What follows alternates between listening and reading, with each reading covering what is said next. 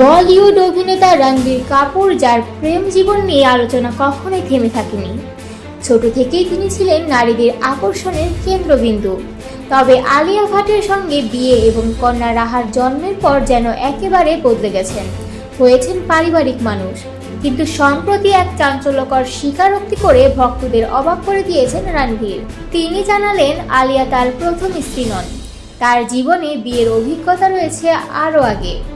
এক সাম্প্রতিক সাক্ষাৎকারে রণবীরকে প্রশ্ন করা হয় কখনো তিনি কোনো পাগল ভক্তের পাল্লায় পড়েছেন কিনা। হেসে রণবীর বলেন, পাগল কিনা জানি না, তবে ক্যারিয়ারের একেবারে গোড়ার দিকে এক মেয়ের কাণ্ড আমার এখনো মনে আছে। সে আমার বাড়ির গেটের সামনে দাঁড়িয়ে পুরোহিত ডেকে মন্ত্র পড়ে ফুল ছিটিয়ে পুরোপুরি বিয়ের রীতি পালন করেছিল। বলাই যায় আমাকে না পেলেও সে আমার বাংলোর গেটটাকেই বিয়ে করেছিল। কিন্তু সেদিন বাড়িতে ছিলেন না রণবীর। পরে পরিবারের কাছ থেকে পুরো ঘটনাটি জানতে পারেন তিনি। এই গল্প শোনানোর পর রণবীর মজা করে বলেন, আমার সেই প্রথম স্ত্রীর সঙ্গে তো কখনো দেখা হয়নি, কে জানে হয়তো ভবিষ্যতে দেখা হয়ে যাবে। রণবীরের এই বিস্ফোরক মন্তব্য ইতোমধ্যেই ভাইরাল। কেউ এটাকে নিছক মজার ঘটনা মনে করছেন, আবার কেউ ভাবছেন আসলে কি ঘটেছিল।